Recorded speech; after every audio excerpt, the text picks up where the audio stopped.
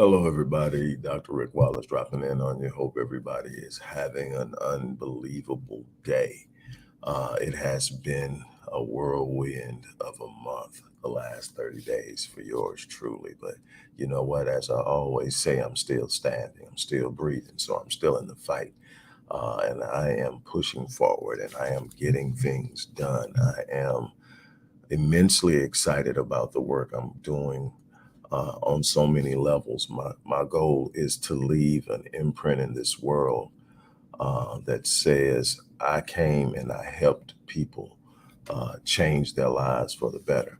And that's my work. My work is to help people heal, help people grow, help people expand their reach, empower people to do the things they're literally designed to do, but have never explored. And so I'm in a very exciting time in my life. And I am built for the challenges that I face. So I'm in a good place. But look, um, I want to talk to you about something. And before I forget, don't forget this Saturday is the Crushing Limiting Beliefs Masterclass.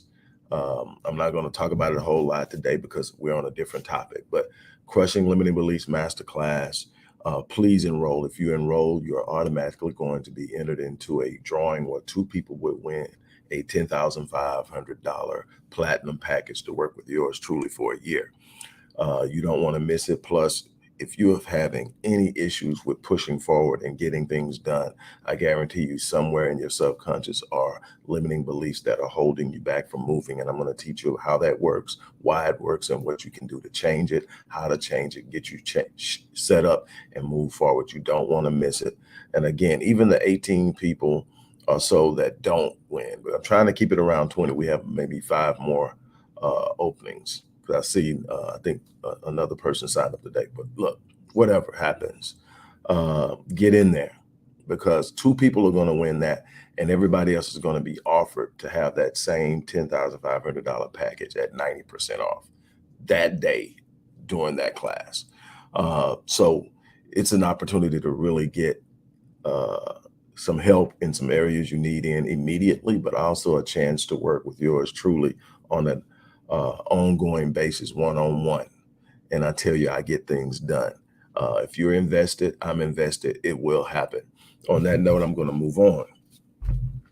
Um, Let me ask you a simple question. Have you ever attempted to use an instrument to accomplish a task that it wasn't designed for, or you used an instrument or a tool that was designed for a task, but it was broken? And even if you got the task done, it took a whole lot of extra effort and energy. It wasn't efficient. It wasn't done exactly the way it needs to be done, using a shoe for a hammer, for example. Well, that frustration that you're seeing when you're attempting to use a broken tool to accomplish a task, it's the same thing that happens when you have emotional trauma or psychological trauma that you have not addressed and you have not healed. There's something broken on the inside on multiple levels, and emotionally, physiologically, mentally, and even spiritually there are inhibitors that are in place. Emotional and psychological trauma isn't just about having your feelings hurt or being in a situation where you see something terrible. It's about a changing of your physiology. It's about a changing of genetic makeup. It's about upregulating certain genes and downregulating certain genes. We call it epigenetics. We know a lot about epigenetics. We know now that epigenetically, that every time you experience a trauma, there's a tag that's attached to your DNA write-up.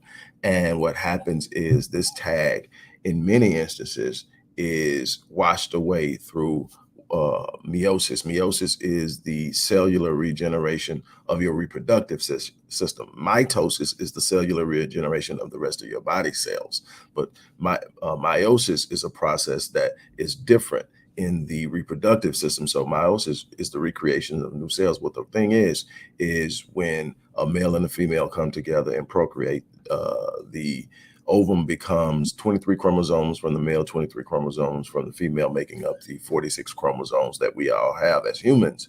But in the passing of that, nature, God, the Almighty, the Most High, designed it to where a lot of the negative experiences that were literally genetically imprinted can be washed away. So a lot of genetic tags are washed away, but the most emphatic are not. We learned that by studying the Jews when we found out that uh, Jewish kids who weren't even alive during the Holocaust and had never been told completely and distinctly about certain atrocities were literally having dreams about being there.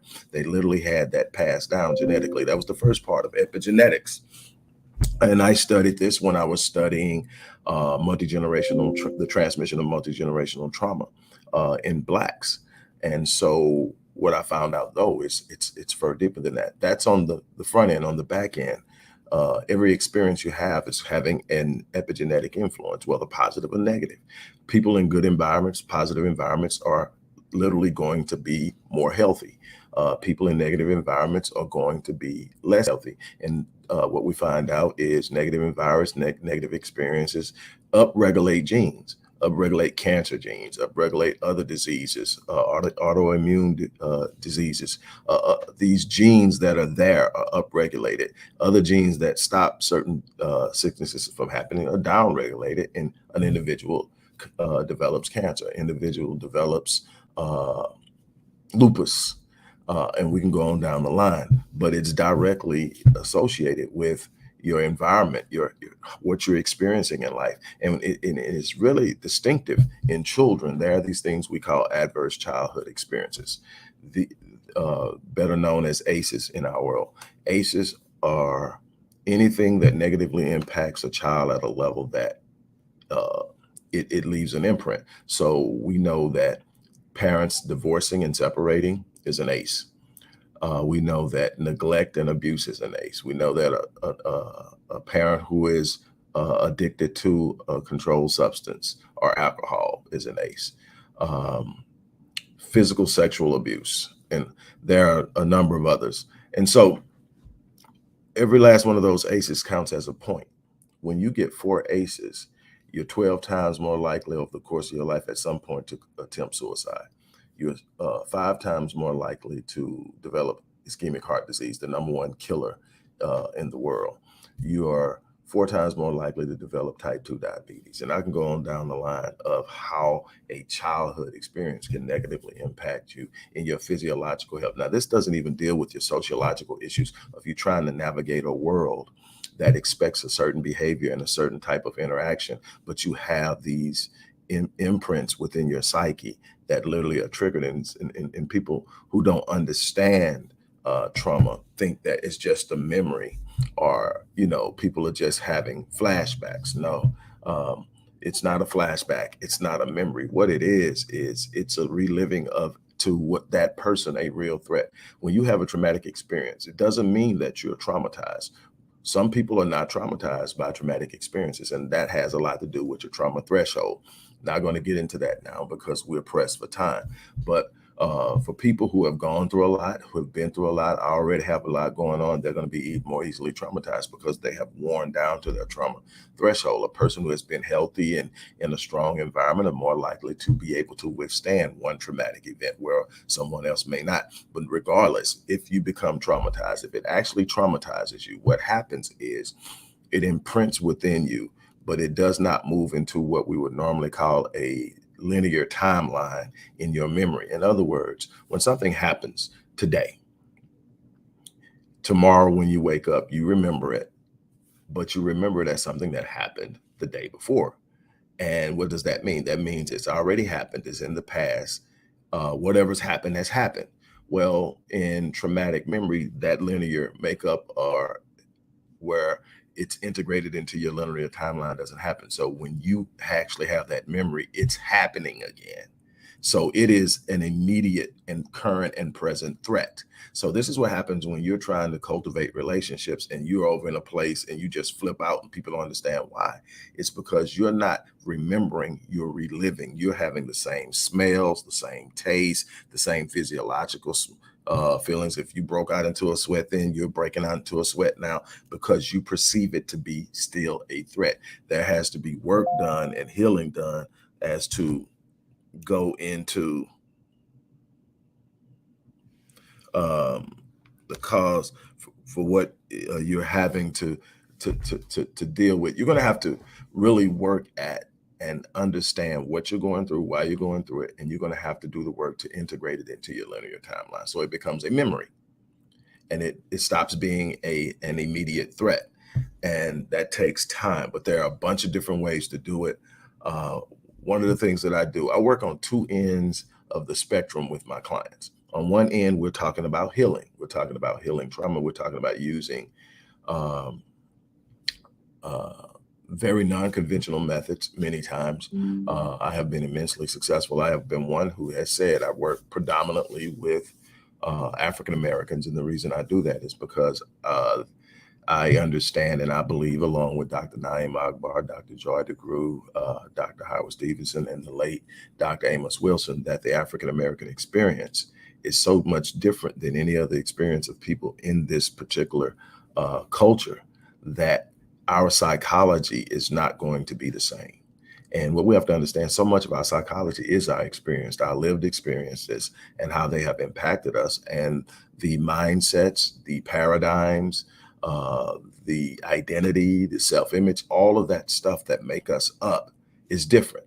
And so we have to literally deconstruct what the Eurocentric idea of psychology is and reconstruct it to fit the African American experience, which is even different than the African experience or any other experience in the diaspora. And it's extremely important to understand that. And I've spent years understanding and learning and being able to connect with people to make that happen. But what I can tell you is there's so much out there for you to do. There's so much that you need to be able to do in this world, because you weren't meant to sit here and survive, or sit here and exist, or sit here and struggle because of something that happened to you in the past. You're sit here to be an example of what's possible when you decide to put in the work and heal, when you decide to sit up and do what it takes to change your situation, because things are going to happen, unfortunately, and far too often. And I've talked about this in great length. It's happening to our babies. It's happening far too early. But what happens is people who are traumatized tend to traumatize other people. People hurt people hurt people. It's the reality of it. It's a cliche, but it's real. And it doesn't have to be intentional. It's more than likely reaction. It's reacting to their reality. It's reacting to their situation. It's reacting to poor paradigms that have been created that says this is what happens when you do this. We're looking at a situation right now in Brooklyn where a woman beat her 9-year-old daughter for 2 hours, and then this baby begged for help until she passed away. And you can look at this mother and there's nothing there. Well, I guarantee you she wasn't born that way. Somebody didn't protect her. Now, this isn't a pass for what she did. She's got to be held accountable for that with every ounce of what we have. We have to hold people accountable for what they do in the community. But let me explain something to you. You keep failing people, eventually that comes back to bite you. I've been talking about the need to properly racially socialize young Black males.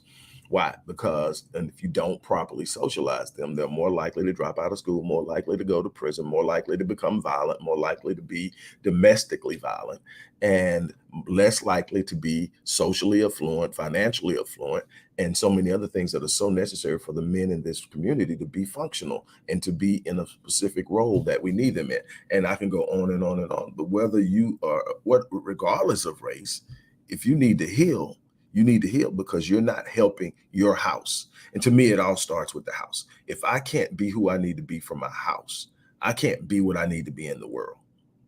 And so if I'm not healing, if I don't have the capacity to heal, if I and healing is two things. Healing is dealing with what's in the past to become whole again. Why do I need to be whole? So that I can take the next punch, because it's coming.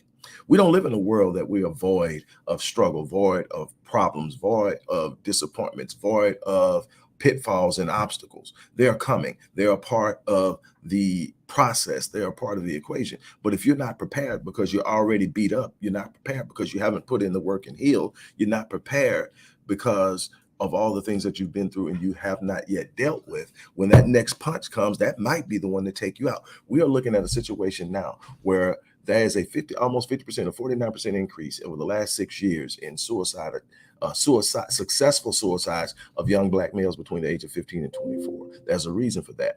We are now um, in a situation where in two statistical categories for minors, we're leading. We're leading in suicides, ages 5 to 11, ages 10 to 13.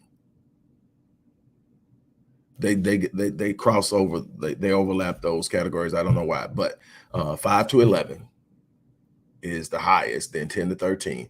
And the crazy thing about those, predominantly female, our young Black baby girls are killing themselves because we're not doing what we need to do to protect them. And we're not understanding the dynamic of the social environment they're in and how it's influencing them. And we are in some type of vacuum where we believe because we are African Americans, we don't have to deal with suicide. Suicide is becoming a major issue. We're losing far too many of our youth to something that is preventable in almost every case.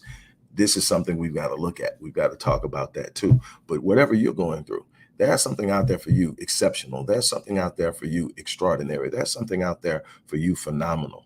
And the thing is, you need to be at your best to have it. You need to be at your best to do it. You're sitting up and you're probably frustrated. You're wondering why things don't work out for you because you haven't put in the work. You haven't done the work that's necessary for you to become and do the things you need to do. So I'm encouraging you to stand up and be what you need to be and do the work. What you'll see in the description box down there are, yes, the link to this Saturday's Crushing Limited Beliefs in that, because I want you to sign up for that. I've already spoke on that in the beginning of the video. If you haven't heard it, go to the beginning of the video. But also there are two links in there specifically. One is for healing emotional and psychological trauma self-paced course. That's me. You get the course and you do the course on your own and you put in your work and it works. And the other is for a supported course. That means you do the course, but you do it with me. That is the preferred and recommended method. Have a professional, somebody that knows what they're doing, walk you through it, help you, because that's some things that you have going on that you don't realize, some things that are happening that you can't get to. You don't even know it's influencing you. And it's influencing your every move, your decisions there, and you don't know. And you don't understand why, and you're moving, and it's frustrating. Why I keep doing this? Why do I keep doing this? Why does this keep happening? And it's a reason. Nothing is just happening in your life. It's no such thing as coincidences. It's no such thing as happenstance. Everything is a reflection of your thought processes. Everything is a reflection of how you move, how you think, what you believe. And your negative influences, the things that have hurt you in the past, if you haven't dealt with them, are still influencing how you move in the future. You wonder why you can't cultivate and sustain a relationship. There's a reason for that. You're going to have to learn to deal with that. You're going to have to learn how to become that person that's whole, that can trust again, that person that's whole, that can love again, that person that's whole, that can be loved. And then you're wondering why you're so beaten up and downtrodden because of it. You may not even have the confidence to go out and move on something that can really change your life financially. Why? Because self-confidence has been infected by the trauma. Your self-image is going to be reflected in your your self-esteem, your self-confidence. So if something is wrong with the self-image, there's an issue. So that's where we start. We reconstruct the self-image, not based off of your circumstances or your situations, not based off of your history, based off of your design, based off of what you're capable of doing, what you were designed to do, based off of your purpose and your destiny. We find ourselves in that. We rebuild your self-image off of that. Then when your self-image starts to expand, so does your self-confidence. So does your self-esteem. All of a sudden you start to square your shoulders. All of a sudden your head is held high. All of a sudden there's the smile that you haven't seen in months. That's one of the most beautiful things I get to see. And I've got a client that I got that out of for the first time last week. And it was a thing. And they had been through so much that they couldn't even smile. They had been through so much that they couldn't smile. But the beauty of seeing somebody find hope, and the smile is a representation of so much. And if you can get a person to smile, you're taking them somewhere, you're leading them somewhere. My goal is to get as many people to smile in this world. I mean, authentically smile for, man, something is getting better for me. And that's what I want for you. If you know there's some things that you need to do, or you know someone that really truly needs the work, you can do the self-paced course, very affordable, or you can do the supported course where they work with me. And that is, all things considered, immensely affordable considering what, I normally charge for my packages. But I want to help people. That's my thing this year. My goal was 1 million people. So I'm doing videos, I'm doing books, I'm doing lectures, I'm doing classes, I'm doing everything I can. But every chance I get to work with somebody one-on-one, oh, that's explosive. That's literally dynamite. That's something that I know I'm going to put my hand on it. When I put my hand on it, I'm not just going to affect their lives, I'm going to infect them. One of the most powerful ways to change the world is to infect someone with what you know is going to empower them. Now, what's the difference between affecting is I do something and I impact you. Infecting you is touching you with what moves me. It's literally being contagious with my faith, contagious with my joy, contagious with my confidence, contagious with my hope, contagious with the perseverance and the resilience. So that when I infect you, it doesn't just change you. You go out and now you're contagious and you start to infect people. And I'm changing lives of people I never met because I infected you with hope, infected you with passion, infected you with the belief that you can do something extraordinary. You can do something exceptional. That's the beauty. That's the beauty of it. And so I would love to see you. And finally, there's a lot going on. So I've got a lot saying this finally. For those of you who are in a good space, but understand the importance of this, you could always support what we do in the community at the Odyssey Project in the area of mental health. And the link to do that is in there. Also, the organization's Cash App handle is in there to support that directly.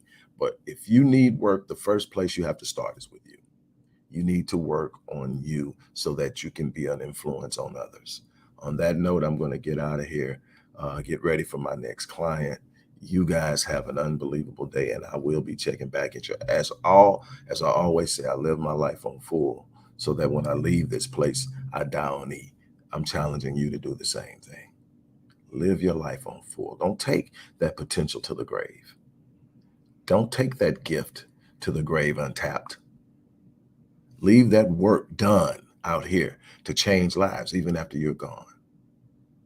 I tell people all the time, the first half of my life was about me, showing people what I can do, what I could own, what I could buy, what I could drive, where I could live, all that stuff to prove that I got out of the hood.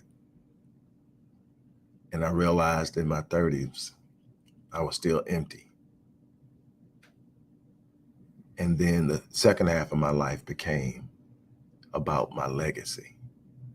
What am I going to leave behind in this world that will speak of me after I'm gone? That's what you want to do. You want to leave a legacy. I'm challenging you. Stand up. Get yourself together. Square your shoulders. Let's go put that work in and let's leave a legacy. On that note, I'm out of here. You guys have an unbelievable day.